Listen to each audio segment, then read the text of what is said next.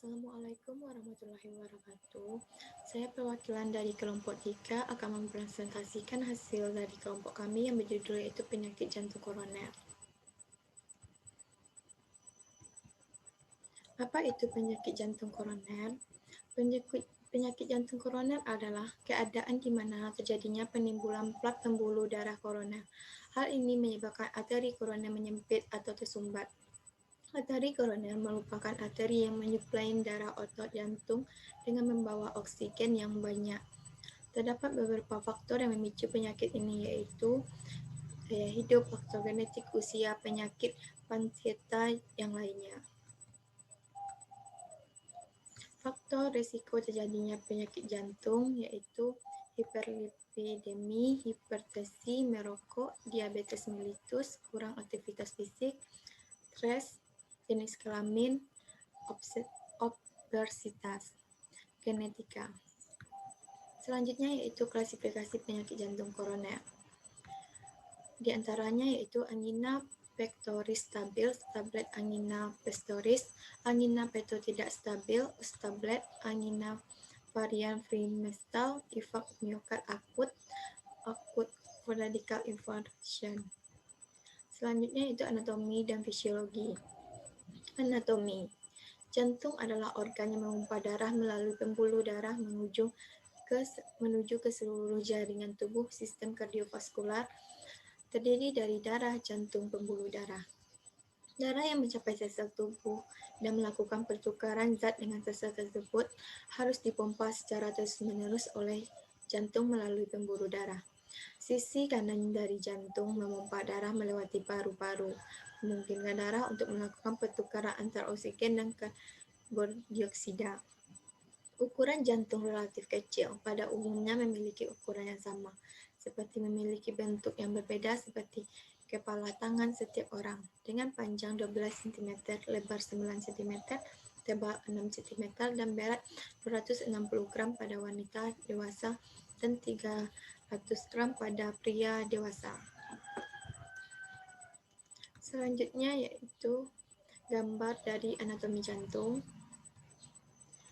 Fisiologi. Pada dasarnya, sistem sirkulasi terdiri dari 3 komponen dasar, yaitu yang pertama, jantung berfungsi sebagai pompa yang melakukan tekanan terhadap darah untuk menimbulkan gantian tekanan yang diperlakukan agar darah mengalir ke jaringan. Yang kedua yaitu pembuluh darah, berfungsi sebagai saluran untuk mengarahkan dan mendistribusikan darah dari jantung ke semua bagian tubuh dan kemudian membalikkan ke jantung. Yang ketiga yaitu darah berfungsi sebagai medium transportasi tempat bahan-bahan yang akan disalurkan, dilalurkan, dan diendapkan. Siklus jantung adalah urutan kejadian mekanisme yang terjadi selama satu denyut jantung tunggal. Saat menuju akhir diastole G, semua rongga jantung berelaksasi. Katup antara atrium dan ventrikel terbuka. Katup AV kanan tricupid, kiri mitral. Karena tekanan atrium tetap sedikit lebih besar daripada tekanan ventrikel, sama ventrikel benar-benar mengubah katup aliran keluar pulmonal dan aortal.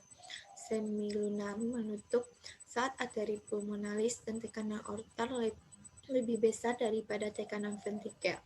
Siklus dimulai ketika nodus sinusoria menginisiasi denyut jantung. Etiologi penyakit jantung koroner adalah adanya penyempitan, pembulatan dan kelainan pembuluh arteri koroner. Penyempitan penyumbatan pembuluh darah tersebut dapat menghentikan aliran darah ke otot jantung yang sering ditandai dengan nyeri. Dalam kondisi yang parah, kemampuan jantung memompa darah dapat hilang. Hal ini dapat merusak sistem pengontrol irama jantung dan berakhir dengan kematian.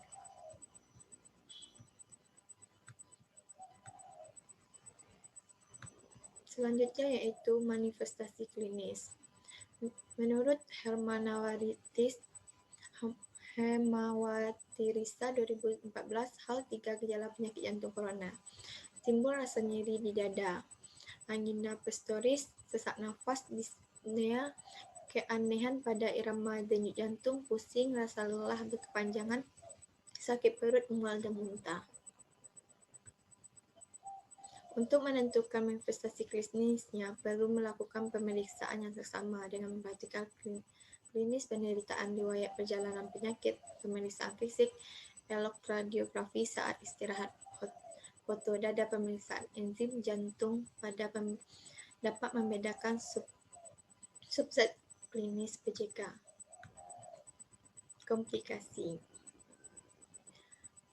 Komplikasi penyakit jantung koroner, adapun komplikasinya yaitu diantaranya difungsikan ventrikular, arrhythmia pasca-temi, gangguan hemodinamika, extrasystole ventricle sindroma koroner akut relatif ST tanpa elevasi ST infarkt myokardial angina tidak stabil, takikardi dan fibrilasi atrium dan ventrikel, shock kardiogenetik, gagal jantung kognitif, perikarditis, kematian mendadak.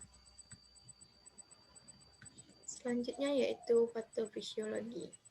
Patofisiologi dari penyakit jantung koroner dimulai dari adanya aterosklerosis atau pengerahan arteri dari menimbulkan endapan lipid, trombosit, limfosit, monosit, dan makrofag di seluruh ke dalam tunikan intimal lapisan sel endotel, sampai akhirnya ke tunika medica, lapisan autopolos. Arteri yang paling sering terkena adalah arteri koronaria. Kondisi ini dapat terjadi setelah cedera pada sel endotel atau dari stimulus lain. Cedera pada sel endotel meningkatkan permeabilitas terhadap berbagai komponen plasma termasuk asam lemak dan trigliserida. Selanjutnya yaitu pemeriksaan penunjang. Ada elektrokardiogram, EKG, sinar X, echokardiogram, tes darah, angiografi koroner, tes radiokulida, pengujian resonansi magnetik, MRI, CT scan, dan selanjutnya yaitu penata laksanaan. Hindari makanan kandungan kolesterol yang tinggi kolesterol jahat. LDL dikenal sebagai penyakit utama penyakit proses aterosklerosis, yaitu proses pengerahan dinding pembuluh darah terutama di jantung, otak, ginjal, dan mata. Konsumsi makanan berserat tinggi. Hindari mengisi alkohol, merubah gaya hidup, menghentikan kebiasaan merokok. Olahraga dapat meningkatkan kadar HDL, kolesterol, dan memperbaiki kolateral koroner sehingga penyakit jantung koroner dapat dikurangi. Olahraga bermanfaat karena memperbaiki fungsi paru dan memberikan O2 ke miokard. Menurunkan berat badan sehingga lemak tubuh yang berlebihan berkurang bersama-sama dengan menurunkan LDL kolesterol. Menurunkan tekanan darah, meningkat kesejahteraan jasmani. Selanjutnya yaitu konsep pengkajian teoristik mengubah pola algoritma pengkajian. Yang pertama yaitu identitas, meliputi nama pasien, umur, jenis kelamin, suku bangsa, pekerjaan, pendidikan, alamat, tanggal, MRS, dan diagnosa medis. Selanjutnya yaitu keluhan utama. Pasien penyakit jantung koroner biasanya merasa nyeri dada, dapat dilakukan dengan skala nyeri 0-10, O tidak nyeri, dan 10 nyeri paling tinggi. Pengkajian nyeri secara mendalam menggunakan pendekatan PQRST meliputi preventasi dan penyembuhan, kualitas dan kuantitas, intensitas, durasi, lokasi, radiasi, atau penyebaran onset. Riwayat kesehatan, ada riwayat kesehatan sekarang, riwayat kesehatan dahulu, riwayat kesehatan keluarga. Selanjutnya yaitu pola persepsi dan penanganan kesehatan. Terjadi perubahan karena defisit perawat diri akibat kelemahan sehingga menimbulkan masalah kesehatan lain yang juga memerlukan perawatan yang serius akibat infeksi. Pola nutrisi atau metabolisme pada klien dengan penyakit jantung koroner biasanya kehilangan nafsu makan, mual, muntah sehingga mengalami penurunan berat badan. Pola eliminasi. Perlu dikaji beberapa kali BAB-nya per hari, bagaimana konsentrasi, warna, baunya, juga berapa kali BAK, berapa jumlahnya baik sebelum ataupun pada saat MRS.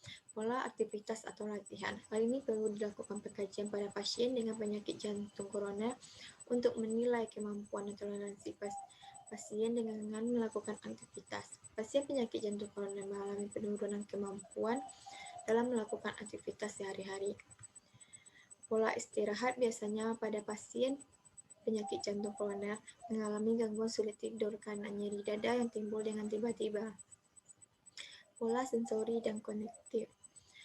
Dalam hal ini, klien dengan PJK pola sensorik normal meliputi panca indera tetapi terdapat perasaan nyeri yang hebat dengan tiba-tiba. Pola reproduksi. Pada klien PJK, pola reproduksi yang tidak mengalami gangguan. Selanjutnya yaitu pola persepsi. Adanya kecemasan menyangkal dari kondisi ketakutan dan mudah terangsang, perasaan tidak berdaya dan tidak punya harapan untuk sembuh. Selanjutnya yaitu pola hubungan peran. Pada klien PJK biasanya hubungan peran dengan orang lain baik dan biasa berinteraksi dengan orang lain. Coping toleransi stres. Pada klien PJK biasanya akan mengalami stres karena cemas, takut, dan marah. Cara penanggulangannya dengan cara mengungkapkan pada orang terdekat atau perawat atau juga dengan cara marah. Pola tata nilai dan kepercayaan. Klien akan selalu berdoa demi keselamatan dirinya sehingga perlu bantuan normal dari orang-orang di sekelilingnya. Pemeriksaan fisik yaitu ada keadaan umum. Keadaan umum klien mulai pada saat pertama kali bertemu dengan klien dianjurkan mengukur tanda-tanda vital. Kesadaran klien juga diamati apakah komposmetis, apatis, somnolen, delirium, semikoma, atau koma. Keadaan sakit juga diamati apakah sedang, berat, ringan, atau tampak tidak sakit. Kulit, rambut, dan kuku. Pada klien PJK mengeluh nyeri pada kuku, rambut tipis, dan kulit tipis serta rapuh. Kepala dan leher. Pada klien PJK mengeluh nyeri pada kepala, muka kadang-kadang pucat dan tidak adanya pembesaran pada kelenjar tiroid. Pada mata, pada klien PJK, mata mengalami pandangan kabur, telinga, hidung, mulut, dan tenggorokan. Pada klien PJK terlihat hidung dan tenggorokan tidak mengalami gangguan, sedangkan pada mulut ditemukan adanya mukosa pada mulut dan bibir. Torak dan abdomen. Pada klien PJK, pada pemeriksaan abdomen dan torak ditemukan nyeri pada dada. Pada abdomen ditemukan nyeri juga mual muntah sehingga menurunkan nafsu makan pada klien. Sistem respirasi. Pada klien PJK ditemukan dyspnea dengan atau aktivitas bantuan produktif riwayat perokok dengan penyakit pernafasan kronis. Pada pemeriksaan mungkin mendapatkan peningkatan respirasi, pucat atau cyanosis, suara nafas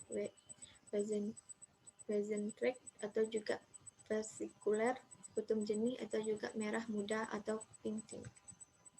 Sistem kardiovaskular merupakan riwayat IMA penyakit jantung koroner, CHP, tekanan darah tinggi, dan diabetes mellitus. Tekanan darah mungkin normal atau meningkat, nadi mungkin normal dan terlambat, capillary refill time, diskimia suara jantung tambahan S3 dan S4 mungkin mencerminkan terjadinya kegagalan jantung atau ventrikel, kehilangan kontraktilitasnya.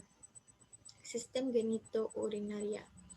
Pada klien ini mengalami penurunan jumlah produksi urin dan frekuensi urin. Sistem gastrointestinal. Pada saluran pencernaan terjadinya gangguan. Gejala nafsu makan menurun, mual dan muntah, nyeri perut, serta purpur kulit menurunan atau tidak adanya bising usus. Selanjutnya yaitu sistem muskuloskeletal.